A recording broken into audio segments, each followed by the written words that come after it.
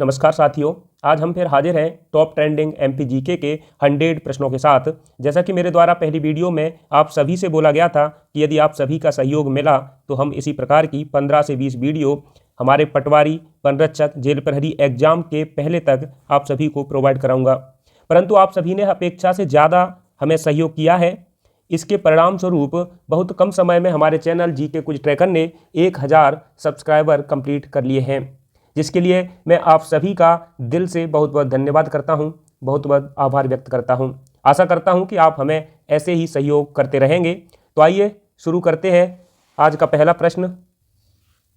तो आज का पहला प्रश्न है कि मध्य प्रदेश का पशु कौन सा है। ठीक है, तो देखिए जो मध्य प्रदेश का राजकीय पशु है वो कौन सा है, उसका नाम है बारहसिंगा। क्या नाम है? बारहसिंगा। ये मध्य प्रदेश का राजकीय पशु है और आप ये भी याद रखेंगे ब्रेडरी प्रजाति का है। ये अपनाया है मध्य प्रदेश शासन ने। साथ ही ये भी याद रखना है कि कान्हा नेशनल जो पार्क है, कान्हा किसली राष्ट्रीय उद्यान, उसमें ये पाया जाता है। चलिए अगला प्रश्न देखते हैं। दूसरा प्रश्न है, भोपाल से पहले मध्य प्रदेश की राजधानी कहाँ थी। तो देखिए जो भोपाल से पहले राजधानी की बात कर रहे हैं, भोपाल जो है राजधानी 1956 में बना, यानी कि मध्य प्रदेश की स्थापना 1956 में हुई थी। उस समय ये राजधानी बना।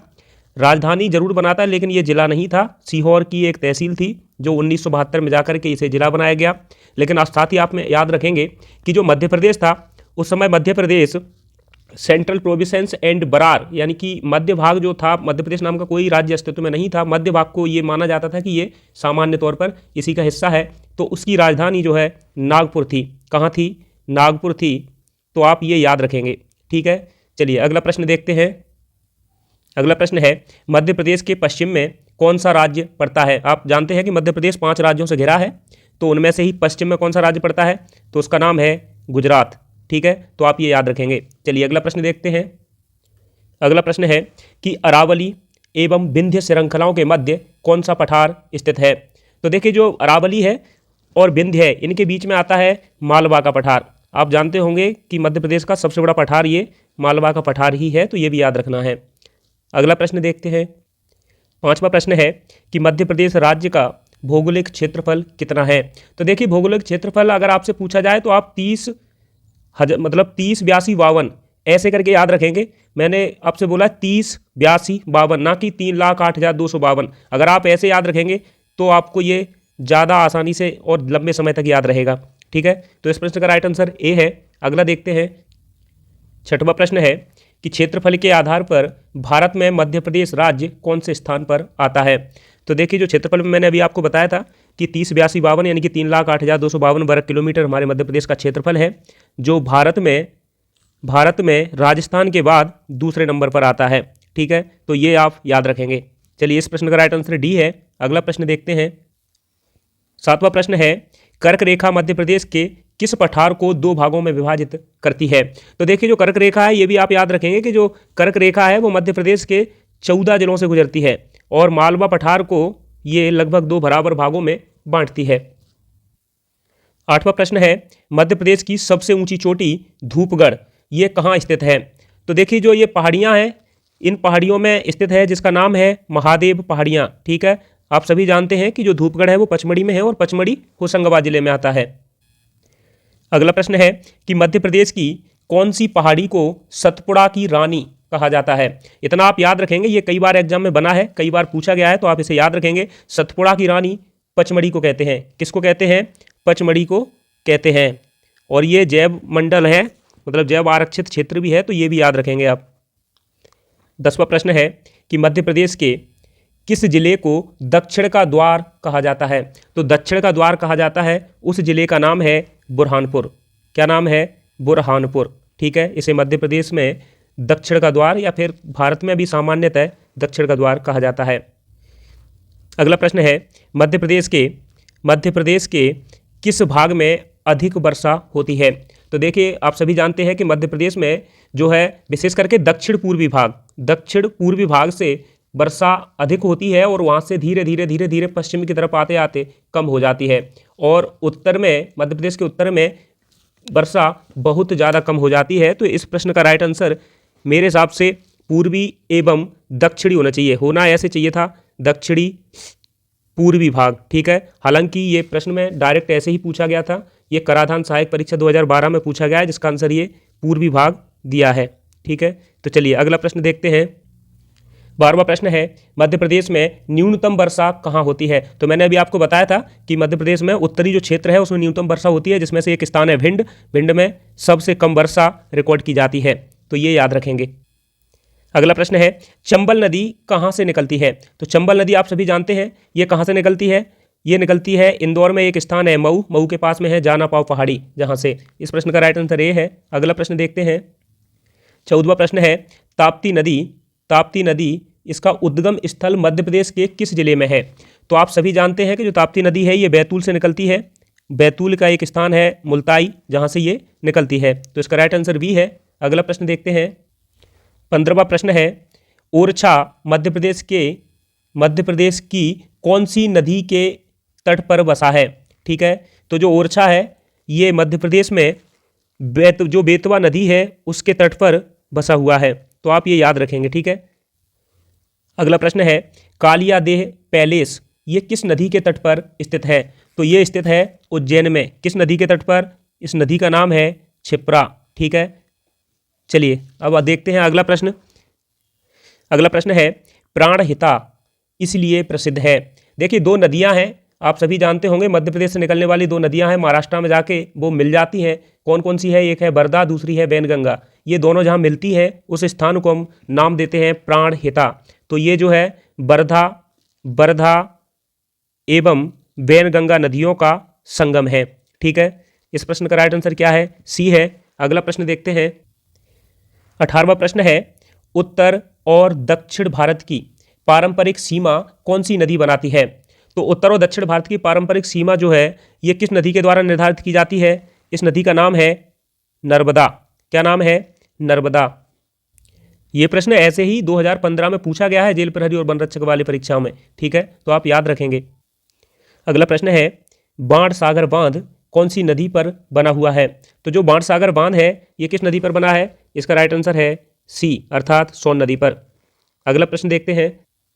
20वां प्रश्न है, बालाघाट जिले में नलसेसा बांध का निर्माण जो है किस नदी पर किया गया है?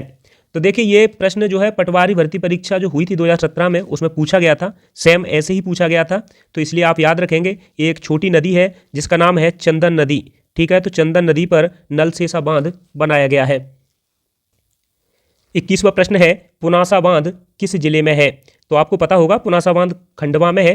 कहाँ पर है? खंडवा जिले में है, नर्मदा नदी पर है। लेकिन ये भी पूछा गया था 2017 में पटवारी परीक्षा में, तो ये आप याद रखेंगे। अगला प्रश्न है, मध्य प्रदेश की उत्काथ भूमि यानी कि वेडलैंड ये किसका परिणाम है? तो ये जो है चंबल नदी बनाती है, आप सभी जानते हैं। भिंड, मुरैना, श्योपुर इस सबसे ज़्यादा ग्रसित है। इसका नाम है अवनालिका अपर्दन। 23वां प्रश्न है, निम्न में से किसे काली मिट्टी के नाम से जाना जाता है? तो देखिए, इस प्रश्न का राइट आंसर क्या है? ए है, यानी कि रेगर मिट्टी। ठीक है, इसे काली मिट्टी को रेगुर मिट्टी या फिर कपासी मिट्टी ये कहते हैं, आप याद रखेंगे। खादर और बांगर ये जलोढ़ मिट्टी के प्रकार हैं, ये भी याद रखेंगे। 24वां प्रश्न है, मध्य प्रदेश के कौन से जिला समूह, ठीक है, कौन से जिले समूह सर्वाधिक सरसों का उत्पादन करते हैं? तो इस प्रश्न का राइट आंसर क्या है? हमारा जो चंबल संभाग है उस चंबल संभाग के भिंड, मुरैना ये ही जो है सरसों के सबसे बड़े उत्पादक हैं। अगला प्रश्न है, सोयाबीन उत्पादन सबसे अधिक किस प्रदेश में होता है? तो आप सभी जानते हैं कि मध्य प्रदेश को सोया प्रदेश कहते हैं। क्यों? क्योंकि यहाँ सबसे ज़्यादा क्या होती है? सोयाबीन। ठीक है, इसलिए से सोया प्रदेश कहते हैं, तो ये आप याद रखेंगे। चलिए अब देखते हैं अगला प्रश्न। लेकिन अगला प्रश्न देखने से पहले आप सभी से फिर वही बात कि आप हमारा सहयोग करें। सहयोग का मतलब है अगर वीडियो आपको अच्छी लगे तो लाइक करें, अपना सजेशन दे सकते हैं कमेंट में। साथ में ही आप आगे किसी और विषय की इसी प्रकार वीडियो चाहते हैं तो वो भी हमें सजेस्ट कर सकते हैं। और जो चैनल पर नए आए हैं वो इस चैनल को सब्सक्राइब कर सकते हैं। तो चलिए शुरू करते हैं अगला प्रश्न। तो 26वां प्रश्न है, मध्य प्रदेश में वर्षा के अप्रवाहित जल को सिंचाई के लिए रोकने हेतु कौन सी योजना है? सीधा सीधा प्रश्न ये है कि जो पानी है उसमें मतलब तालाबों का निर्माण कैसे किया जाए। ठीक है, तालाबों के निर्माण और रख रखाव के लिए मध्य प्रदेश शासन ने 2007 में एक योजना चलाई थी जिसका नाम है बलराम ताल योजना। ठीक है, चलिए अब देखते हैं अगला प्रश्न।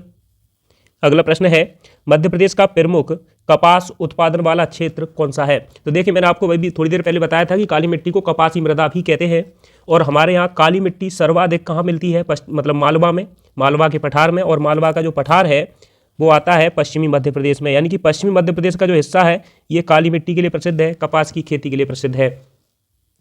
28वां प्रश्न है जवाहरलाल नेहरू कृषि विश्वविद्यालय मध्य प्रदेश में कहाँ स्थित है। तो आप सभी जानते हैं इस प्रश्न का राइट आंसर क्या है, जबलपुर। 29वां प्रश्न है निम्नलिखित में से मध्य प्रदेश में सर्वाधिक सोयाबीन कहाँ होती है।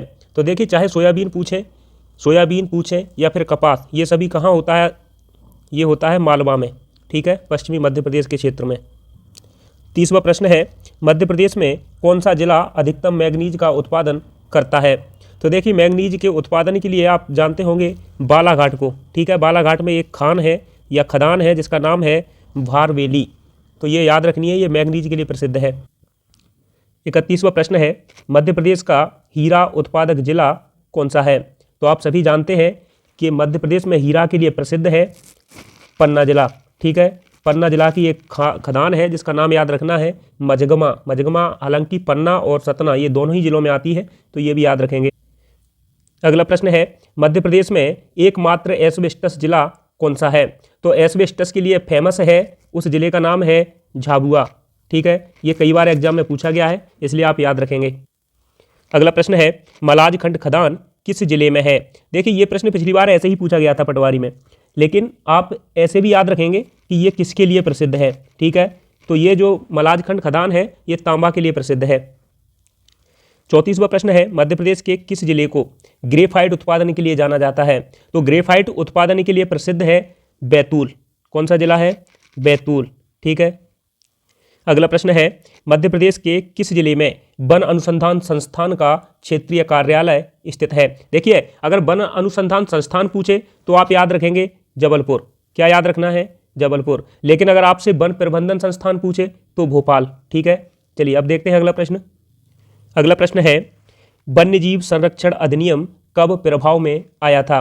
देखिए आजकल पर्यावरण से काफ़ी प्रश्न बनते हैं, तो ये जो जितने भी वन्य जीवों से संबंधित या पर्यावरण से संबंधित जो अधिनियम है उनके सन आपको याद रखना है। जैसे 1986 में आप सभी जानते हैं पर्यावरण संरक्षण अधिनियम आया था, और ये जो वन्य जीव संरक्षण अधिनियम है ये आया था 1972 में। ठीक है, अगला प्रश्न है टाइगर राज्य किसे घोषित किया गया है। आप सभी जानते हैं कि टाइगर सबसे ज़्यादा मध्य प्रदेश में पिछली गणना में निकले थे, तो उस हिसाब से ये जो दर्जा है ये फिर से मध्य प्रदेश को दिया गया है। साथ में आप ये भी याद रखेंगे जो चीता मध्य प्रदेश के कूनों में यानी कि जो श्योपुर डिस्ट्रिक्ट में है उसमें आया है, तो आप ये भी पूछा जा सकता है कि चीता राज्य।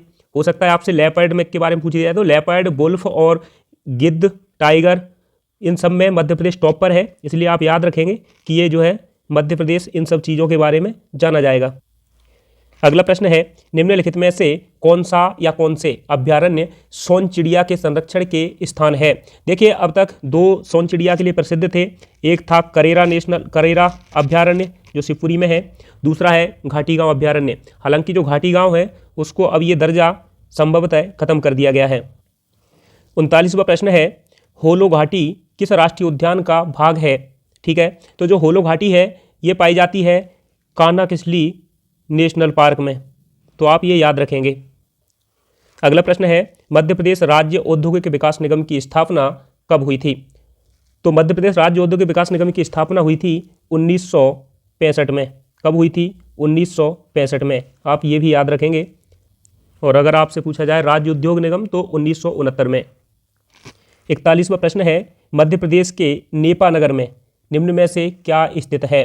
तो देखिए मध्य प्रदेश का जो नेपा नगर है ये अखबारी कागज है उसके लिए प्रसिद्ध है, तो यहाँ ये कारखाना है। ठीक है, चलिए अगला प्रश्न देखते हैं। अगला प्रश्न है ओमान बीना रिफाइनरी ये परियोजना कहाँ स्थित है। ठीक है, तो ओमान बीना रिफाइनरी ये कहाँ स्थित है, ये स्थित है सागर में। ठीक है, कहाँ स्थित है, सागर में। अगला प्रश्न है प्रदेश में एल्कोलाइड फैक्ट्री कहाँ स्थित है? तो एल्कोलाइड जो फैक्ट्री है ये कहाँ स्थित है? आप सभी जानते होंगे, ये स्थित है नीमच में।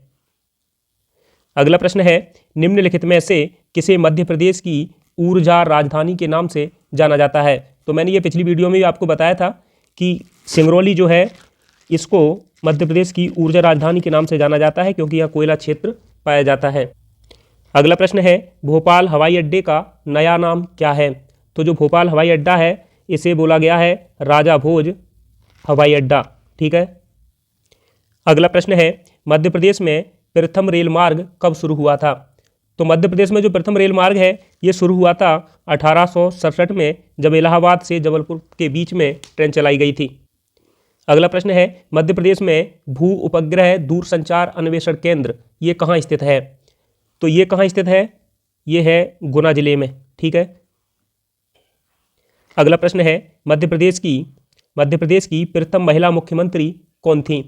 तो ये आप सभी जानते होंगे, इनका नाम था उमा भारती। ठीक है। 2003-04 में इन्होंने मध्य प्रदेश में मुख्यमंत्री के रूप में कार्य किया था।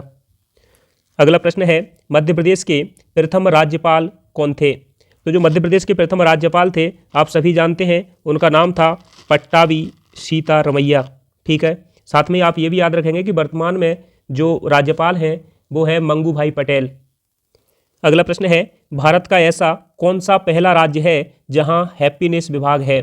ठीक है। तो हैप्पीनेस विभाग की स्थापना करने वाला मध्य प्रदेश भारत में प्रथम राज्य है, ये आप याद रखेंगे। चलिए, अगर आपको वीडियो अच्छी लगे तो आप लाइक ज़रूर करें। इससे क्या होता है, हमें ये पता चलता है कि इसमें कितनी कमी है और इससे कितना सुधारा जा सकता है। ठीक है। अगर आप लाइक ना करें, अगर आपको वीडियो अच्छी ना लगे तो आप डिसलाइक भी कर सकते हैं।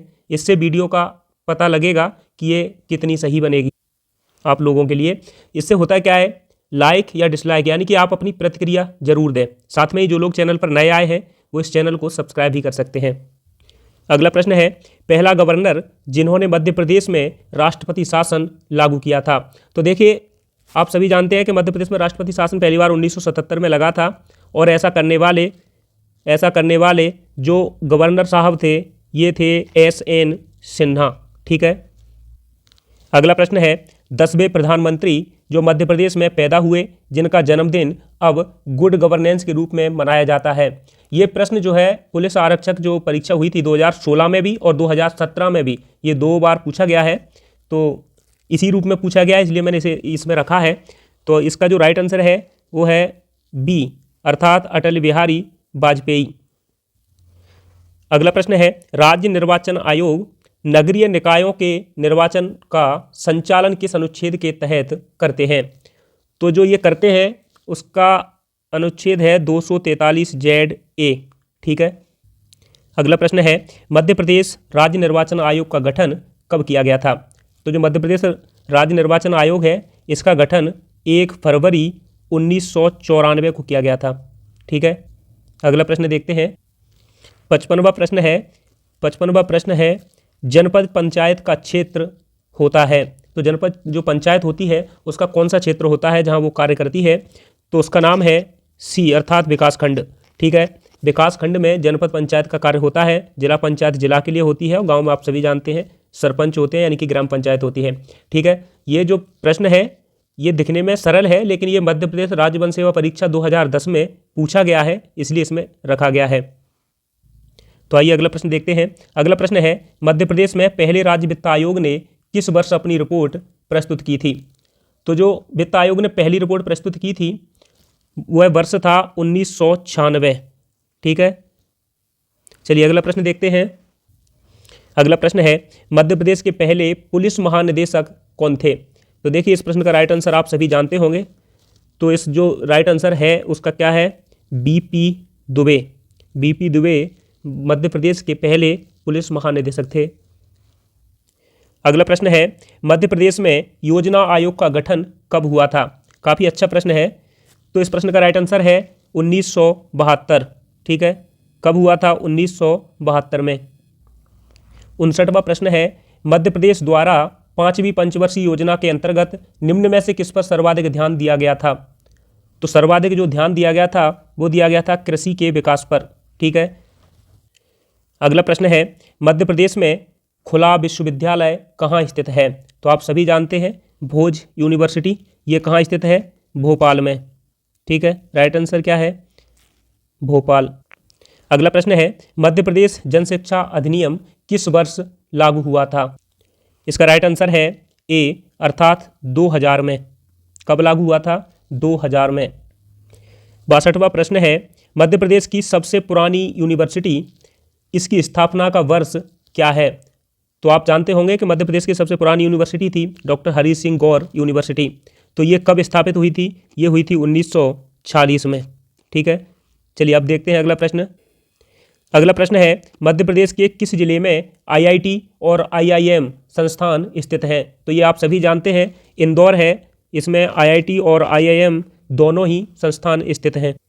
अगला प्रश्न है, खेल प्रशिक्षक को उसके समर्पित कार्य हेतु मध्य प्रदेश शासन द्वारा निम्न में से कौन सा पुरस्कार दिया जाता है? तो आप सभी जानते हैं ये गुरु विश्वामित्र के नाम पर विश्वामित्र पुरस्कार मध्य प्रदेश शासन कोच के लिए देती है। ठीक है। अगला प्रश्न है, कैप्टन रूप सिंह स्टेडियम जो कि एक अंतर्राष्ट्रीय क्रिकेट स्टेडियम है, कहाँ स्थित है? तो ये कैप्टन रूप सिंह स्टेडियम कहाँ स्थित है? ये है ग्वालियर में। आप सभी जानते होंगे यहाँ पर सचिन ने अपना दोहरा शतक लगाया था दक्षिण अफ्रीका के खिलाफ। लेकिन साथ में आप ये भी याद रखेंगे कैप्टन जो रूप सिंह थे ये क्रिकेट से संबंधित नहीं थे, ये हॉकी प्लेयर रहे हैं। अगला प्रश्न है, मध्य प्रदेश का ख्यातिनाम एथलीट पान सिंह तोमर किस खेल में 7 बार राष्ट्रीय विजेता रहे हैं? तो देखिए जो पान सिंह तोमर थे, आपने मूवी देखी होगी पान सिंह तोमर, तो ये क्या करते थे? Steeplechase. ठीक है, स्टीपल चेस में ये 7 बार राष्ट्रीय चैंपियन रहे हैं। तो आप ये याद रखेंगे, ये मुरैना से संबंधित है, मुरैना जिला इनका गृह जिला था। अगला प्रश्न है, कौन सी जोड़ी गलत है? ठीक है, आपको ये बताना है कि कौन सी जोड़ी गलत है। नेहरू स्टेडियम इंदौर में है, ये बिल्कुल सही है। होलकर स्टेडियम जबलपुर में है, ये प्रश्न में गलत है। ठीक है, जो होलकर स्टेडियम है ये कहाँ है? ये भी इंदौर में है, आप ये याद रखेंगे। बाकी रूप सिंह स्टेडियम ग्वालियर में है, ऐशबाग स्टेडियम भोपाल में है, तो ये आप याद रख सकते हैं। अगला प्रश्न है, किस वर्ष में मध्य प्रदेश ने मल्लखंब को राज्य खेल घोषित किया था? तो आप सभी जानते हैं कि मल्लखंब जो है 2013 में मध्य प्रदेश शासन ने राज्य खेल के रूप में अपनाया है। साथ में आप ये भी याद रखेंगे इससे संबंधित एक अकेडमी है उज्जैन में है, और एक पुरस्कार प्रवास जोशी पुरस्कार दिया जाता है, ये भी काफ़ी पूछा जाता है। अगला प्रश्न है, मध्य प्रदेश में सर्वाधिक पाई जाने वाली जनजाति कौन सी है? तो मध्य प्रदेश में सर्वाधिक जो जनजाति पाई जाती है उसका नाम है भील जनजाति। ठीक है, तो इसका राइट आंसर है सी। अगला प्रश्न देखते हैं। अगला प्रश्न है, पद्मश्री भूरीबाई किस लिए प्रसिद्ध हैं? तो जो भूरीबाई है ये अपनी चित्रकारी के लिए प्रसिद्ध हैं, तो ये एक चित्रकार हैं, इसलिए आप इन्हें याद रखेंगे। ठीक है, चलिए अगला प्रश्न देखते हैं। अगला प्रश्न है, भारत में इंग्लैंड का कौन सा राजदूत जहांगीर के पीछे अजमेर से मांडू आया था? ठीक है, मांडू आप सभी जानते हैं मध्य प्रदेश के धार जिले में है, तो यहाँ आया था, इससे संबंधित प्रश्न बना है, इतिहास का अच्छा प्रश्न है। तो इसका राइट आंसर है टॉमस रो। ठीक है, कौन था? Thomas Roe. अगला प्रश्न है, मराठा पेशवा बाजीराव का जन्म किस किले में हुआ था? तो मराठा जो पेशवा था बाजीराव, उसका जन्म मध्य प्रदेश के धार में एक है धार का किला, यहाँ पर हुआ था। अगला प्रश्न है, ग्वालियर के सिंधिया वंश का संस्थापक कौन था? तो जो सिंधिया वंश के संस्थापक थे ये थे राणोजी सिंधिया। ठीक है, राइट आंसर है सी। चलिए अगला प्रश्न देखते हैं। अगला प्रश्न है, रामगढ़ की किस रानी ने अंग्रेजों के विरुद्ध युद्ध किया था? तो जो रामगढ़ की रानी थी इनका नाम था रानी अवंतीबाई। क्या नाम था? रानी अवंतीबाई। तो इन्होंने जो है 1857 की क्रांति से संबंधित इनकी लड़ाई रही है, अंग्रेजों के खिलाफ अच्छा युद्ध किया था। अगला प्रश्न है, बधाई है, बधाई क्या है? बधाई जो है ये क्या है? ये बुंदेलखंड का लोक नृत्य है। क्या है? बुंदेलखंड का लोक नृत्य है। अगला प्रश्न है, माच किस राज्य की नाट्य शैली है? तो आप सभी जानते हैं माच जो है मध्य प्रदेश का राजकीय नाट्य है, तो ये इसका राइट आंसर क्या है? बी है। अगला प्रश्न है, राई स्वांग लोक नृत्य किस किस क्षेत्र में प्रचलित है? आपसे राई पूछे या राई स्वांग पूछे, दोनों का आंसर आप बताएंगे बुंदेलखंड। ठीक है, इसका राइट आंसर क्या है? बी है, अर्थात बुंदेलखंड। अगला प्रश्न है, रेलो गीत मध्य प्रदेश की किस जनजाति के युवक और युवतियों का बहुत पसंदीदा गीत है? तो जो ये रेलो गीत है ये भीलों की जो युवक युवतियाँ होती हैं ठीक है, उनके द्वारा किया जाता है। अगला प्रश्न है, हीड़ गायन किस क्षेत्र का लोक संगीत है? तो जो हीड़ गायन है ये मालवा में प्रचलित है, तो ये मालवा का लोक संगीत है। 80वां प्रश्न है, अमजद अली खान एक भारतीय शास्त्रीय संगीतज्ञ हैं जो सरोद बजाते हैं, उनका जन्म किस शहर में हुआ था? तो अमजद अली खान का जन्म मध्य प्रदेश के ग्वालियर शहर में हुआ था। ठीक है, इस प्रश्न का राइट आंसर क्या है? बी है। अगर आपको प्रश्न अच्छे लग रहे हों, वीडियो अच्छी लग रही हो तो आप लाइक कर सकते हैं। अगर आपको अच्छी ना लग रही हो तो आप डिसलाइक भी कर सकते हैं, क्योंकि प्रतिक्रिया देना जरूरी है। ठीक है, साथ में ही जो लोग चैनल पर नए आए हैं वो इस चैनल को सब्सक्राइब भी कर लें। अगला प्रश्न है, निम्नलिखित में से कौन सी रचना भवभूति की नहीं है? देखिए, भवभूति की 3 रचनाएं काफ़ी प्रसिद्ध हैं। कौन कौन सी है? एक है मालती माधव, दूसरी है महावीर चरित, तीसरी है उत्तर रामचरित। लेकिन जो नीति शतक है ये इनकी रचना नहीं है। त्रिशतक है, एक नीति शतक है, और भी रचना है जो शतक के नाम से है, जैसे नीति शतक, वैराग्य शतक है, एक श्रृंगार शतक है। ये तीनों ही रचनाएं भर्तृहरि की हैं, ना कि भवभूति की। अगला प्रश्न है, निम्नलिखित में से कौन सी रचना माखनलाल चतुर्वेदी की नहीं है? तो देखिए, माखनलाल चतुर्वेदी की रचना वनवासी है, समर्पण है, समय के पाँव भी है, लेकिन ये झांसी की रानी इनकी रचना नहीं है। ये आप सभी जानते हैं, झांसी की रानी जो रचना है ये सुभद्रा कुमारी चौहान की है। अगला प्रश्न है, तानसेन का मूल नाम क्या था? तो आप सभी जानते हैं तानसेन का मूल नाम रामतनु पांडे था। क्या था? रामतनु पांडे। अगला प्रश्न है, कलाबीथका कहाँ स्थित है? काफ़ी अच्छा प्रश्न है। कलाबीथका कहाँ स्थित है? MPSI में पूछा गया था ये 2017 में। तो इसका जो राइट आंसर है ये है बी, अर्थात ग्वालियर में। ठीक है, चलिए अब देखते हैं अगला प्रश्न। अगला प्रश्न है, नारायण श्रीधर बेंद्रे किस लिए प्रसिद्ध थे? तो नारायण श्रीधर बेंद्रे ये एक चित्रकार रहे हैं, तो चित्रकारी के लिए प्रसिद्ध रहे हैं। ठीक है, चलिए अगला प्रश्न देखते हैं। 86वां प्रश्न है, मध्य प्रदेश साहित्यिक परिषद का मुख्यालय कहाँ स्थित है? तो मध्य प्रदेश साहित्यिक परिषद का मुख्यालय आप सभी जानते हैं कहाँ स्थित है? भोपाल में। ठीक है, तो राइट आंसर इसका क्या है? बी है। अगला प्रश्न देखते हैं। 87वां प्रश्न है, तुलसी महोत्सव कहाँ मनाया जाता है? तो देखिए, तुलसीदास की कहानी आपको सभी को पता है, इनके बारे में कहा जाता ही है। ठीक है, राम भक्त तुलसीदास की जो कहानी है उसी के आधार पर ये चित्रकूट जो है, चित्रकूट में तुलसी महोत्सव मनाया जाता है। चित्रकूट देखिए, ऐसे एक दो लाइन याद आ रही हैं हमें। चित्रकूट के घाट पर भई संतों की भीड़, तुलसीदास चंदन घिसें, तिलक करें रघुवीर। तो आप इससे याद रख सकते हैं चित्रकूट। अगला प्रश्न देखते हैं। अगला प्रश्न है, जोगेश्वरी देवी का मेला कहाँ लगता है?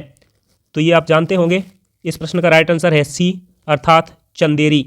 ठीक है, चंदेरी कहाँ है? अशोकनगर में। अगला प्रश्न है, गोल गधेड़ो उत्सव किस जनजाति से संबंधित है? तो ये आप सभी जानते होंगे, भील जो जनजाति है ये उनका प्रसिद्ध उत्सव है।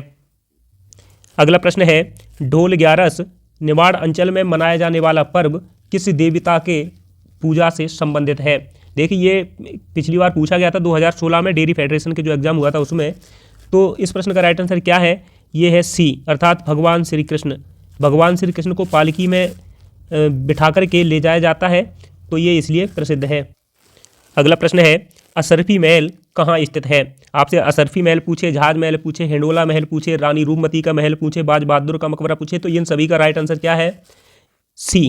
ठीक है, यही पूछता है यहाँ से, तो आप ये याद रखेंगे ये मांडू में है। और मांडू कहाँ पर है? आप सभी जानते हैं, धार जिले में है। इसे वैसे मांडू को क्या कहा जाता है? एन्जॉय सिटी, है ना, जॉय सिटी, यानी कि आनंद नगरी। अगला प्रश्न है, बाबा साहबुद्दीन की मजार कहाँ स्थित है? तो जो साहबुद्दीन की मजार है ये नीमच में है। कहाँ पर है? नीमच जिले में स्थित है। अगला प्रश्न है, कालिदास सम्मान किस क्षेत्र में योगदान के लिए दिया जाता है? तो जो कालिदास सम्मान है ये कला के क्षेत्र में दिया जाता है। अगला प्रश्न है, हर साल तानसेन समारोह में दिया जाने वाला तानसेन पुरस्कार कहाँ प्रदान किया जाता है? सीधा सीधा प्रश्न ये है कि तानसेन समारोह होता कहाँ है? तो इस प्रश्न का राइट आंसर क्या है? राइट आंसर है सी, अर्थात ग्वालियर। ठीक है, तानसेन समारोह ग्वालियर में होता है। अगला प्रश्न है, जबलपुर एक महत्वपूर्ण शहर है, वो किस क्षेत्र में आता है? तो जबलपुर जो है ये महाकौशल क्षेत्र में आता है। राइट आंसर क्या है? ए। अगला प्रश्न है, मध्य प्रदेश में मसाला पार्क कहाँ स्थापित किया जा रहा है? तो जो मसाला पार्क है ये छिंदवाड़ा में बन रहा है। ठीक है, इस प्रश्न का राइट आंसर क्या है? बी है। चलिए अगला प्रश्न देखते हैं। अगला प्रश्न है, विश्व की प्रथम भीली भाषा की फिल्म फैसला, इसकी शूटिंग मध्य प्रदेश में कहाँ की गई थी? तो ये की गई थी झाबुआ में। कहाँ की गई थी? झाबुआ में। अगला प्रश्न है, समरांगण सूत्र, इसकी रचना किसने की थी? तो इसकी रचना जो है राजा भोज के द्वारा की गई थी। ठीक है, राइट आंसर क्या है? बी है। अगला प्रश्न देखते हैं। अगला प्रश्न है, इनमें से किसे मध्य प्रदेश का झीलों का शहर कहा जाता है? तो झीलों का शहर कहा जाता है हमारे प्रदेश की राजधानी भोपाल को। ठीक है, अगला प्रश्न देखते हैं। अगला प्रश्न है, भोपाल गैस त्रासदी दुनिया की सबसे बड़ी औद्योगिक दुर्घटनाओं में से एक मानी जाती है, जो 2 दिसंबर 1984 को या उसकी रात को घटित हुई थी। कीटनाशक बनाने वाली कौन सी कंपनी इस दुर्घटना के लिए जिम्मेदार मानी जाती है? तो देखिए इस प्रश्न का राइट आंसर क्या है? इस प्रश्न का राइट आंसर है यूनियन कार्बाइड इंडिया लिमिटेड। ठीक है, लेकिन आपको यहाँ से बहुत सारे फैक्ट याद रखने होंगे। एक तो ये कि ये कौन सी कंपनी थी, ये आप याद रखेंगे, यूनियन कार्बाइड इंडिया लिमिटेड। दूसरा आप ये भी याद रखेंगे कि ये बात कब की है? 2 दिसंबर 1984 की रात, और सुबह होगा तो क्या होगा? 3 दिसंबर। ठीक है, तो 2 और 3 दिसंबर 1984 की ये घटना है। साथ में आप ये भी याद रखेंगे कि यहाँ पर कौन सी गैस का रिसाव हुआ था? तो वो गैस थी मेथाइल आइसोसाइनेट। ठीक है, तो इतना याद रखेंगे। ठीक है, तो आप सभी समझ गए होंगे। हमारे 100 प्रश्न कंप्लीट होते हैं। साथ में ही आप लोगों से, अगर आपको वीडियो अच्छी लगे तो अपनी प्रतिक्रिया लाइक और डिसलाइक के रूप में ज़रूर दें। जो चैनल पर नए आए हैं वो इस चैनल को सब्सक्राइब कर लें। और कमेंट में आप सभी लोग हमें सजेस्ट कर सकते हैं कि हम किस नए टॉपिक पर, किस नए सब्जेक्ट पर आपके लिए ऐसी वीडियो और लाएं। ये एमपी आपका कंटिन्यू चलता रहेगा, जैसा आप लोग सहयोग करते रहे हैं वैसा ही करते रहें। लेकिन अगला किस टॉपिक पर, किस विषय पर हम वीडियो बनाएं, उसके लिए आप सजेस्ट कर सकते हैं।